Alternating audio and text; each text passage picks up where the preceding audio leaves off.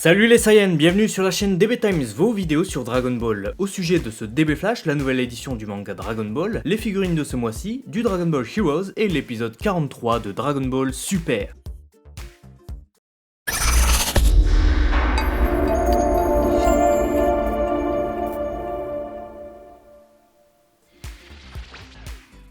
Le 13 mai dernier sont sortis les deux premiers tomes de la nouvelle édition du manga Dragon Ball, Soshu-hen, autrement dit l'édition recueil, dont les tomes 1 à 2 qui sont sortis à cette date sont vendus respectivement au prix de 500 et 600 yens. Voici des visuels comparatifs de cette édition dont chaque volume intitulé Legend est aussi grand et épais qu'un Weekly Shonen Jump avec son format B5.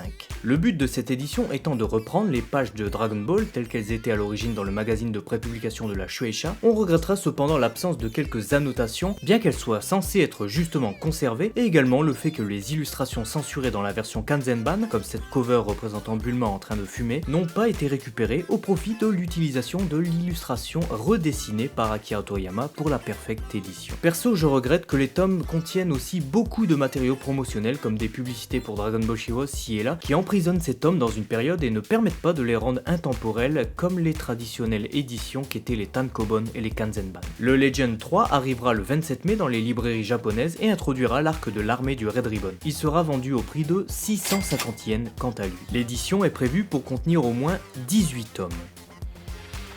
Chez Banpresto, on a droit à un visuel provisoire des Dragon Ball Collection, ces figurines de 14 cm munies d'un socle qui sortiront en septembre 2016 au Japon. Le fabricant dévoile aussi le visuel du Super Saiyan Vegeta dont on vous a parlé dans un précédent DB Flash. Il s'agira d'une figurine représentant Super Vegeta et qui sortira en version normale et en version couleur prototype. Chez Bandai, la SH Figuarts de Trunks du futur en Super Saiyan, quant à elle, devrait sortir le 21 mai au Japon. Il s'agit d'une figurine entièrement articulée. Pour ceux qui n'auraient pas encore précommandé leur SH Figuarts de Whis au Japon, sachez que les précos se terminent le 23 mai pour une sortie prévue en août 2016. Le 14 mai s'est aussi déroulé le salon Hobby Show de Shizuoka et il y avait notamment un coin dédié à Dragon Ball où l'on a pu découvrir les nouvelles gammes de Bandai et de sa filière Banpresto. L'attraction principale était sûrement cette nouvelle série de figurines articulées baptisée Figure Rise Standard, et le truc cool avec cette gamme c'est qu'elle va démarrer avec un sacré line-up puisqu'elle propose déjà une multitude de personnages comme Gohan Super Saiyan 2, Perfect Cell, Majin Buu Pur, Majin Buu Bon, Goku Super Saiyan 3, Vegeta Super Saiyan, Gotenks Super Saiyan 3, Beerus, Trunks du futur Super Saiyan, Mecha Frieza, Golden Frieza, Goku Super Saiyan Blue et Vegeta dans la même transformation. Le truc moins cool c'est que les figurines ne sont pas super bien mises en valeur et certaines sont même assez moches. Une tristesse de voir ça en 2016, surtout qu'on a de magnifiques SH Figuarts à côté. Les premières figurines de cette série qui sortiront seront Goku Super Saiyan et Frieza forme finale prévue pour le 30 juillet 2016 au Japon, vendues au prix de 2376 yens l'unité. Bien que la date de sortie japonaise soit fixée au 30, la traduction anglaise nous donne la date du 25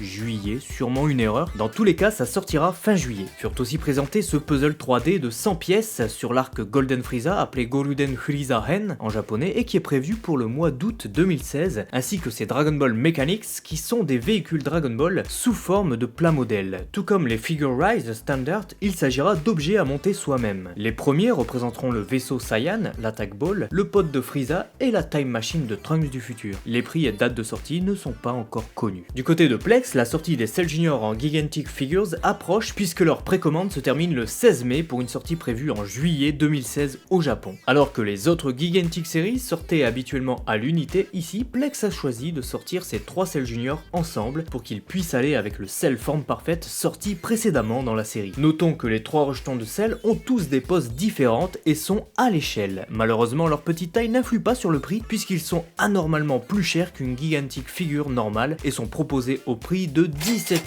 064 yens les 3 ensemble. Chaque figurine mesure 20 cm. Au pays du soleil levant, McDonald's a lancé une nouvelle campagne Dragon Ball Heroes et pour l'achat d'un Happy Meal, appelé Happy Setto au Japon, vous aurez le droit à l'une de ces 6 cartes exclusives Dragon Ball Heroes. Il y a Goku Super Saiyan Blue, Vegeta Super Saiyan, Champa, Kiabe, Frost et Hit. Le Dragon Ball Heroes Super Guide était même offert ce week-end du 14 au 15 mai 2016 pour l'achat d'un menu, de quoi motiver les Japonais pour se bouger pour aller avaler quelques grammes. La campagne est encore en cours au Japon et ce depuis le 13 mai, mais pour l'heure le Dragon Ball Heroes Super Guide n'est plus au programme. Ne me lâchez pas dans un McDo au Japon sinon je dévalise tous les menus. L'épisode 43 de Dragon Ball Super a été diffusé dimanche dernier et nous allons maintenant en parler, donc si vous n'avez pas encore vu l'épisode et que vous ne souhaitez pas être spoilé, cliquez sur la capsule anti-spoil ou passez la vidéo au timecode indiqué. C'est fait. Alors ce 43e épisode est dans la continuité du précédent puisqu'il fait la transition entre l'arc du dieu de la destruction Champa et le prochain arc. On suit le quotidien de Goku et sa famille et on les découvre dans des situations assez cocasses. Piccolo joue les nourrices pour Pan et semble bien apprécier ce rôle pendant que Gohan tente d'être embauché et a un rendez-vous très important dans le restaurant d'un hôtel de Satan City. Chi-Chi se réjouit de voir que son fils sera le premier Saiyan à avoir un emploi stable dans tout l'univers 7, mais sa joie sera de courte durée puisqu'à la fin de l'épisode, Gohan révèle qu'il a refusé l'offre car autrement il ne verrait quasiment plus sa fille. Pan justement qui fut gardé par Goku durant cet épisode car il souffre de l'utilisation du Kaioken multiplié par 10 couplé avec le Super Saiyan Blue et son corps ne l'a pas très bien supporté. Notre héros ne peut plus correctement utiliser son ki et s'en suivra des situations ridicules et drôles comme lorsqu'il débarque chez Bulma qui sort à peine de sa douche ou détruit presque entièrement sa maison en ne parvenant pas à utiliser correctement le Bukujutsu.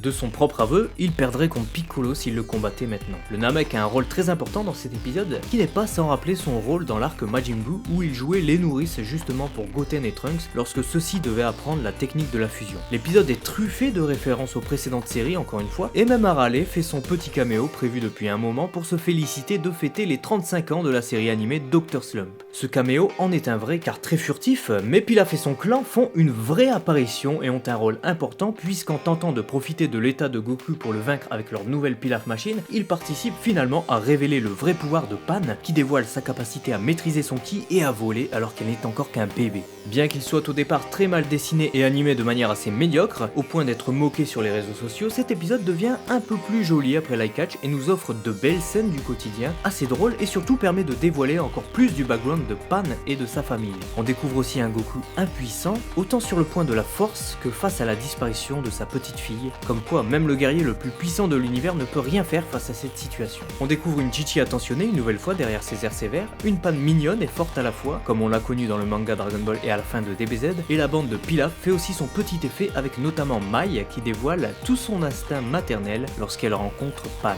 Bien que cet épisode ne soit pas parfait, soit bourré de défauts et enfonce encore davantage le ridicule, notamment avec les personnages très appréciés et charismatiques que sont Piccolo ou Vegeta, il reste agréable à regarder et dans la continuité des gags absurdes auxquels on est habitué avec Dragon Ball. Car finalement rien n'est jamais sérieux trop longtemps et cet épisode est là pour nous le rappeler. Personnellement j'ai beaucoup apprécié la beauté de la scène où Goku s'amuse avec sa petite fille et peine à réaliser qu'il est quand même grand-père. Piccolo l'aide dans son constat mais ça semble pas très évident pour notre héros de réaliser cela. La scène est très belle et pour une fois elle prépare aussi à une autre situation à venir dans l'épisode d'une très belle manière. Bref, dites-moi ce que vous avez pensé de cet épisode avec le hashtag spoiler dans les commentaires. Prochainement nous aurons droit à un épisode sur la planète Potofu où Goten et Trunks auront un rôle important à jouer. Si vous souhaitez connaître les synopsis des prochains épisodes à l'avance, je vous invite à cliquer sur le lien que je vous ai mis dans la description. Voilà, c'est tout pour ce débriefage, j'espère qu'il vous a plu, n'hésitez pas à me le faire savoir par un pouce bleu qui amènera la vidéo à être mieux référencée et partagez-la pour faire connaître la chaîne et ses infos et si vous n'êtes pas encore abonné, c'est le moment de le faire pour ne rater aucune sortie des prochaines vidéos. Merci encore et à très vite. Matane.